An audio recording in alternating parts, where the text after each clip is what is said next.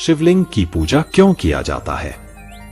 शिवलिंग भगवान शिव का प्रतीक है।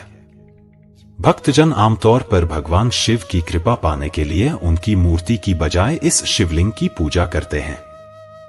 आज हम शिवलिंग के बारे में ही कुछ बातें करने जा रहे हैं। आपने जरूर यह देखा और पाया होगा कि भगवान शिव के भक्त आमतौर पर शिव की मूर्ति की नहीं बल्कि शिवलिंग की पूजा करते हैं। तो क्या आपने कभी सोचा है कि भक्त शिव की मूर्ति की बजाय शिवलिंग की पूजा क्यों करते हैं? क्या शिव की मूर्ति की बजाय शिवलिंग की पूजा करने से भगवान शिव प्रसन्न होते हैं? शिवलिंग की पूजा का क्या कारण है? सबसे पहले शिवलिंग की पूजा किसने की थी? शिवलिंग कहां से आया? भगवान शिव का लिंग क्यों काटा गया? तो आइए आज शिवलिंग के बारे में ये बातें जानते हैं।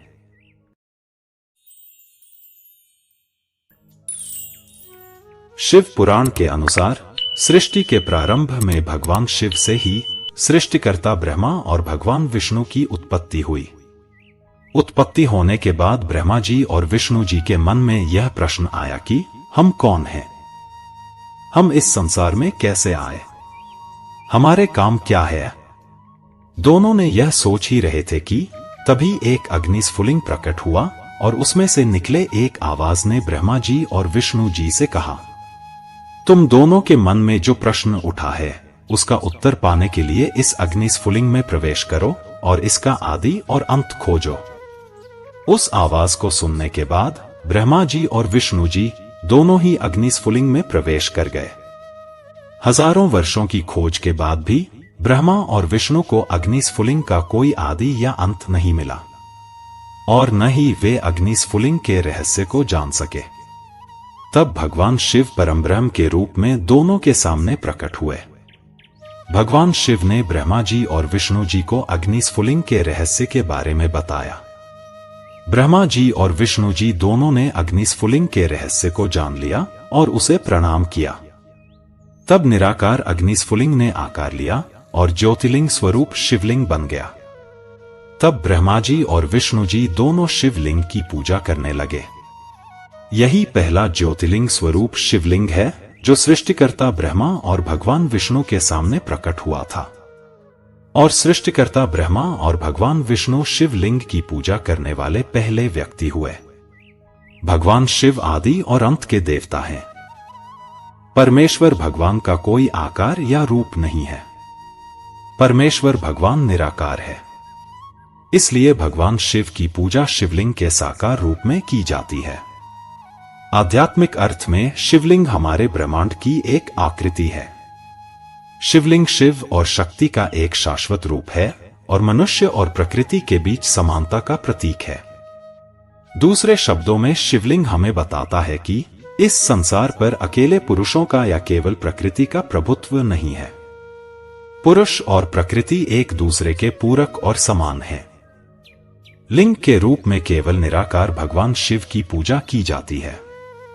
इसलिए निराकार परमब्रह्म भगवान शिव रूप धारण करने वाला शिवलिंग है। शिवलिंग में समाया है भगवान शिव और शिव में समाया है सारा ब्रह्मांड। भगवान शिव समस्त ब्रह्मांड के मूल हैं। शिव का अर्थ है परम कल्याणकारी और लिंग का अर्थ है सृजन। वायु पुराण के अनुसार लिंग वह स्थान है जहां प्रत्येक महायुग के अंत में संपूर्ण सृष्टि विलीन हो जाती है और जहां से सृष्टि के समय संपूर्ण सृष्टि प्रकट होती है और प्रलयकाल में जहां संपूर्ण ब्रह्मांड समाहित हो जाता है। इस प्रकार लिंग संपूर्ण ब्रह्मांड के निर्माण, अस्तित्व और विनाश के कारण या शक्ति का प्रतीक है। शिवलिंग की पूजा कैसे शुरू हुई, इसके बारे में कई कहानियां हैं। लिंग पुराण के अनुसार अपने पति भगवान शिव के बारे में अपमानजनक बातें सुनकर पिता दक्ष प्रजापति के यज्ञ स्थल पर ही माता सती ने अपनी देहत्याग कर दिया था। यह वार्ता सुनने के बाद भगवान शिव ने क्रोधित होकर दक्ष प्रजापति के यज्ञ को नष्ट कर दिया। उसके बाद पत्नी की मृत्यु के शोक में भगवान शिव चेतनाहीन होकर दिगंबर अवस्था में पृथ्वी पर विचरण करने लगा। भगवान शिव को इस अवस्था में घूमते हुए देखकर कुछ महिलाएं उन पर मोहित हो गईं। स्त्रियों की इस अवस्था को देखकर कुछ ऋषियों ने भगवान शिव को श्राप दे दिया। ऋषियों के श्राप के कारण भगवान शिव का लिंग उनके शरीर से खंडित होकर अलग हो गया। शिव का लिंग खंडित होने से तीनों लोकों में हाहाकार मच गया। ऐसी हाहाकार स्थिति को देखकर सभी देवता सृष्टिकर्ता ब्रह्मा के पास गए और उनसे सृष्टि को बचाने की प्रार्थना की। सब कुछ जानने के बाद ब्रह्मा जी ने देवताओं और ऋषियों के साथ भगवान शिव के पास गए। ब्रह्मा जी ने भगवान शिव से प्रार्थना की और कहा, हे भगवान, कृपया अपने शरीर से अलग हुए लिंग को फिर से धारण करें, अन्यथा सारा संसार का विनाश हो जाएगा। ब्रह्मा जी की बात सुनकर भगवान शिव ने कहा, हे सृष्टिकर, आज से सभी लोग मेरे लिंग की पूजा करना शुरू कर दें। उसके बाद ही मैं अपना लिंग फिर से धारण करूंगा। भगवान शिव की बातें सुनकर ब्रह्मा जी ने सबसे पहले एक सोने का लिंग बनाया और विधि विधान से उसकी पूजा की। तब देवता और ऋषि भी शिवलिंग की पूजा करने लगे और इस तरह संसार में शिवलिंग की पूजा शुरू हुई। अन्य एक कथा के अनुसार भगवान शिव ने संसार के कल्याण के लिए समुद्र मंथन से निकले हलाहल विष को पी लिया था। विष पीने से शिव जी का कंठ नीला पड़ गया और उनका पूरा शरीर जलने लगा। तब देवताओं ने शिव के शरीर को जलन से मुक्त करने के लिए शिवलिंग पर जल डालना शुरू किया। इससे भगवान शिव के शरीर की पीड़ा दूर हुई। इस घटना के बाद भगवान शिव के प्रतीक के रूप में शिवलिंग की पूजा शुरू हुई। भृगु संहिता के अनुसार एक बार महर्षि भृगु ब्रह्मा, विष्णु और महेश्वर में से कौन सर्वश्रेष्ठ है, वह परीक्षा लेने के लिए निकले। परीक्षा लेने के लिए जब महर्षि भृगु कैलाश पहुंचे, उस समय भगवान शिव समाधि में लीन थे। इसलिए शिव के गणों ने भृगु को अंदर प्रवेश नहीं करने दिया और उन्हें कैलाश के द्वार पर ही रोक दिया। महर्षि भृगु ने बहुत अनुनय विनय की, लेकिन फिर भी शिव गणों ने उन्हें आगे बढ़ने की अनुमति नहीं दी, बल्कि उनका अपमान किया और उन्हें मारने के लिए त्रिशूल आदि अस्त्र धारण कर लिया। जब भृगु ने देखा कि शिवगण उन्हें मारने के लिए आ रहे हैं, तो वे भागने लगे और शिवगण उनके पीछे भागने लगे। कुछ समय भागते भागते महर्षि भृगु थक कर रुक गए। तब क्रोधित भृगु ने सोचा, हे भगवान शिव, मैंने त्रिदेवों की परीक्षा लेने निकले हैं। इसी परीक्षा के अंतर्गत आज मैं कैलाश पर आपकी परीक्षा लेने आया हूं, परंतु आपके गणों ने मेरे साथ ऐसा दुर्व्यवहार किया है। और तो और, आपने मुझे अपने गणों से बचाने के लिए भी आगे नहीं आए। इसलिए आज मैं आपको श्राप देता हूं कि कलयुग में कोई आपकी पूजा नहीं करेगा। श्राप मिलने के बाद शिवजी की समाधि टूट गई। तब भगवान शिव भृगु के सामने प्रकट हुए और कहा, हे महर्षि भृगु, आपने मुझे जो श्राप दिया है उसे वापस ले लीजिए। इस सृष्टि की निर्माण और संचालन में मेरी भी भूमिका है। यदि आप मुझे ही इस सृष्टि से निकाल देंगे तो इस सृष्टि में कुछ भी शेष नहीं रहेगा। अगर मैं निर्माण कर सकता हूं तो विनाश भी कर सकता हूं। भगवान शिव की बात सुनकर ऋषि भृगु ने कुछ देर सोचा और महसूस किया कि भगवान शिव सही हैं। अगर वे निर्माण कर सकते हैं तो वे विनाश भी कर सकते हैं।